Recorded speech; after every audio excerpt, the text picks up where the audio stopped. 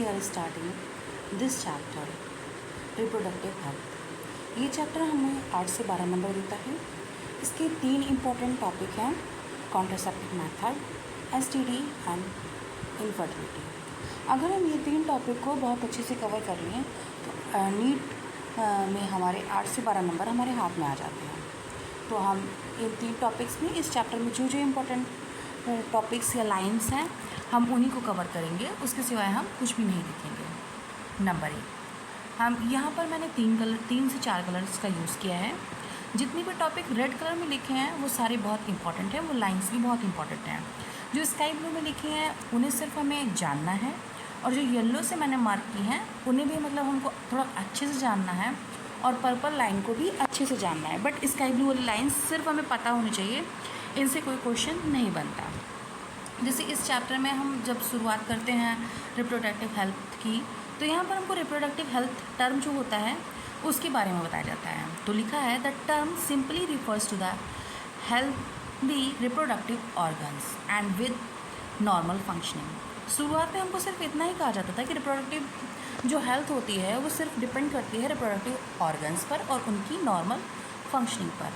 But later में जब हम बाद में आते हैं तो हमको पता चलता है, जब हम इसको ब्रॉड प्रोस्पेक्टिव देखते हैं रिप्रोडक्टिव हेल्थ का, तो it include the emotional social aspect of the reproduction also.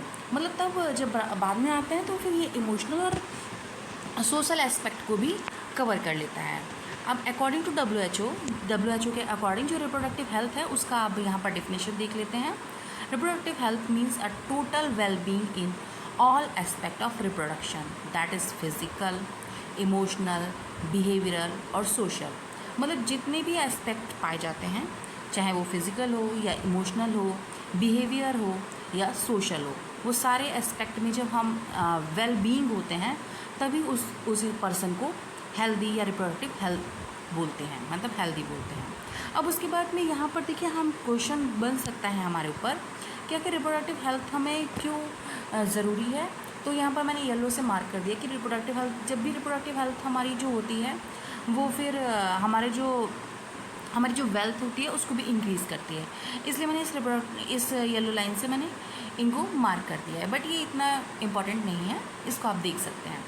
अब रिप्रोडक्टिव हेल्थ क्या होता है, अब इसके बारे में हम देखते हैं। Reproductive health problem and strategies. जो इंडिया है, India is a first country जिसने हमारे रिप्रोडक्टिव हेल्थ को मतलब हेल्थ प्रोग्राम्स शुरू किए थे। सबसे पहला रिप्रोडक्टिव हेल्थ प्रोग्राम जो शुरू किया गया था, जिसका सोशल गोल था रिप्रोडक्टिव हेल्थ को प्राप्त करना, तो वो सबसे पहले इंडिया में ही शुरू किया गया था 1951 में, जिसका नाम था फैमिली प्लानिंग। अब फैमिली प्लानिंग का काम क्या था, ये इम्प्रूव कर रहा था, improve programs covering with wide reproduction related areas and currently in operation under the popular name reproductive and child health care, RCH। मैंने यहाँ पर साइड में जितने भी टॉपिक बहुत इंपॉर्टेंट हैं मैंने उनको साइड में निकाल के रख दिया है। RCH की फुल फॉर्म उनको आना बहुत ज़रूरी है, reproductive child health care program. RCH की फुल फॉर्म ये है। अब इसका काम का क्या था, इसका काम था अवेयरनेस फैलाना, पीपल्स के बीच में अवेयरनेस फैलाना, various reproductive related aspect and providing facilities and support for the building up a reproductive health society and the major task under these program. इस प्रोग्राम के अंदर जो था मेनली हमको social support, reproductive health awareness के बारे में ही हमारा मेन प्रोग्राम था। इसके बाद जो ये पैराग्राफ आता है ये इतना इम्पॉर्टेंट नहीं है, बस हाँ इस पैराग्राफ में यही सब बताया कि कैसे कैसे मतलब हमको कैसे कैसे अवेयरनेस फैलाई गई थी रिप्रोडक्टिव हेल्थ के पर्पस से। बस इसका एक ये लाइन इम्पॉर्टेंट है, एमनियोसेंटेसिस। एमनियोसेंटेसिस एक टेस्ट होता है जिससे जो बैन है क्योंकि उससे हम किसी भी सेक्स डिटर्मिनेशन भी कर सकते हैं। इस चक्कर से उसमें फ़ीमेल फर्टिसाइज बहुत ज़्यादा हो रहा था, इस चक्कर से इस चीज़ को बैन कर दिया गया है। बट इसका एमनियोसेंटेसिस का मेन जो पर्पस था वो मैसिवली था चाइल्ड इम्यूनाइजेशन। मतलब हम चाइल्ड इम्यूनाइजेशन प्रोग्राम के अंदर इसको यूज़ कर रहे थे। एमनियोसेंटेसिस होता क्या है अब देखते हैं। In amniocentesis, some of the amniotic fluid of the developing fetus is taken to analyze the fetal cells and dissolve substance. These processes are used to test for the presence of certain genetic disorder. मतलब इसका जो main purpose था वो किसी का भी child का sex determination नहीं था, बल्कि हम इस टेस्ट का यूज़ जो था वो करते थे हमेशा किसी भी मतलब किसी भी फीटस के अंदर अगर कोई भी जेनेटिक डिसऑर्डर है तो उसे जानने के लिए, जैसे डाउन सिंड्रोम को पहचान सकते हैं, हीमोफीलिया को जान सकते हैं, सिकल सेल एनीमिया। तो डिटर्मिनेशन इसी पर किया गया था। बट इसका एक एक ये भी डिसएडवांटेज था कि इससे हम लोगों को सेक्स डिटर्मिनेशन भी हो जाता था, इसलिए इसको बैन कर दिया गया है। अब हमारे पास एक नया इम्पॉर्टेंट लाइन यहाँ पर लिखा है, सैली है न्यू ओरल कॉन्ट्रासेप्टिव। ये एक ओरल कॉन्ट्रासेप्टिव है, ये नॉन स्टेरॉयडल है और इसको जो बनाया गया है वो CDRI मतलब central drugs research institute of Lucknow में बनाया गया है। तो ये चीज़ हमारी सहेली के बारे में है। इसको वंस इन अ वीक लेते हैं, वीक में एक बार लिया जाता है। ये भी एक पिल्स है। उसके बाद में हम बेटर अवेयरनेस के लिए हमारे साथ क्या किया गया, ये हमको बताया गया कि मतलब इस प्रोग्राम में जो RCH चला था उसके अंदर क्या हुआ था। लेकिन इस प्रोग्राम का जो इफ़ेक्ट हुआ उससे फ़ायदा ये हुआ कि डिक्रीज़ कर गया maternal and infant mortality rate. मतलब जितने भी बच्चे और माएँ मर रही थी उनका जो रेट था डिक्रीज़ कर गया, मतलब अब उनकी डेथ नहीं होती थी। और इंक्रीज़ किया number of couple with small families. इसका मेन पर्पस था number of couples with small families को प्रमोट करना। उसके बाद में better detection and cure the STDs, ये मैंने यहाँ पर कर दिया कि इसको भी पढ़ लेना चाहिए, but it's not a more important. उसके बाद में हम पॉपुलेशन के बारे में देखते हैं। ये मैंने कुछ ये डाटा बेस्ड है, इसलिए इस डाटा को अगर आप याद करके जाएंगे तो अच्छा रहेगा कि 2 बिलियन पॉपुलर जो 2 बिलियन हमारी पॉपुलेशन थी वो 90s में थी, 6 बिलियन हो गई 2000 में, फिर 7.2 बिलियन हो गई 2011 में। अच्छा, ये सब हमारी पॉपुलेशन बढ़ क्यों रही थी?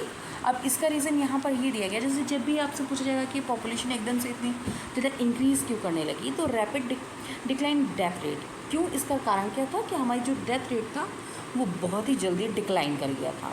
क्यों? क्योंकि हमारे RCH ने क्या किया था, maternity mortality rate and infant mortality rate को डिक्रीज़ कर दिया था। अब इतनी ज़्यादा मोर्टेलिटी रेट थी नहीं, इस चक्कर से जो हमारी पॉपुलेशन थी वो एकदम से हाइक पे पहुंच गई। इसलिए यहाँ पर लिखा है कि RCH प्रोग्राम के थ्रू ये सब किया गया था। अब यहाँ पर हम इस पूरे फिर पैराग्राफ में ये कहा गया कि जब हमारी इतनी ज़्यादा पॉपुलेशन बढ़ने लगी तो फिर हमको फूड, शेल्टर और क्लोथ्स की प्रॉब्लम फेस करनी पड़ेगी। इस चक्कर से कैसे हमारे जो हमारी पॉपुलेशन है उसको कैसे कंट्रोल किया जाए, तो उसके लिए एक ये भी किया गया कि मैरिजेबल एज जो थी वो फीमेल के लिए 18 ईयर्स एंड मेल के लिए 21 ईयर्स कर दी गई, जिससे जब मैरिज डिलेड हो जाएंगी तो जो बर्थ का रेट है वो थोड़ा सा स्लो डाउन होगा। उसके बाद में हमारे पास एक नया चीज़ आई, वो था कॉन्ट्रासेप्टिव। अब यहाँ से हमारा एक इम्पॉर्टेंट टॉपिक स्टार्ट होता है, कॉन्ट्रासेप्टिव। आपने ऊपर मैंने एक पहला टॉपिक डाला था कॉन्ट्रासेप्टिव मेथड, तो यहाँ से हमारा इम्पॉर्टेंट टॉपिक स्टार्ट हो जाता है। अब हम देखते हैं कि एक आइडियल कॉन्ट्रासेप्टिव जो होना चाहिए वो किस तरीके से होना चाहिए। अब जो हमारे आइडियल कॉन्ट्रासेप्टिव है उसके मेन 4 फीचर होने चाहिए। यूज़र फ्रेंडली होना चाहिए, मतलब उसकी बहुत ईज़िली यूज़ किया जा सकता है, यूज़र फ्रेंडली होना चाहिए। ईज़िली अवेलेबल होनी चाहिए, मतलब ऐसा नहीं है कि हमारा जो कॉन्ट्रासेप्टिव मेथड हम यूज़ कर रहे हैं वो बहुत मुश्किल से हम प्रोवाइड हो पा रहा है, नहीं, ईज़िली अवेलेबल होना चाहिए। इफ़ेक्टिव होना चाहिए, मतलब उसकी जो एफिशिएंसी है वो काफ़ी ज़्यादा अच्छी होनी चाहिए। फिर रिवर्सिबल विद नो और लेस साइड इफ़ेक्ट। पहली बात रिवर्सिबल होना चाहिए, या तो उसके साइड इफ़ेक्ट बहुत ही कम हो या फिर लीस्ट साइड इफ़ेक्ट हो, बहुत लेस साइड इफ़ेक्ट होनी चाहिए।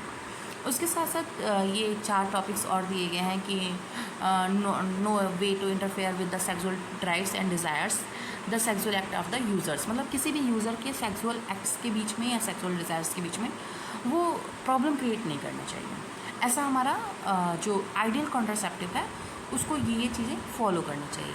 अब हमारे आइडियल कॉन्ट्रासेप्टिव के ब्रॉड ग्रुप्स कौन कौन से आते हैं? नंबर 1 नेचुरल एंड ट्रेडिशनल आया। पहला हो गया हमारा नेचुरल एंड ट्रेडिशनल, दूसरा हमारा हो गया बैरियर मेथड, तीसरा हो गया आयोडीज, चौथा हो गया ओरल कॉन्ट्रासेप्टिव्स। ओरल कॉन्ट्रासेप्टिव्स को पिल्स भी बोलते हैं। हमारा पांचवा चला जाएगा इंजेक्टेबल, इम्प्लांट्स, सर्जिकल मेथड। हमारे यहाँ पर इतने ज़्यादा मेथड्स दिए गए हैं।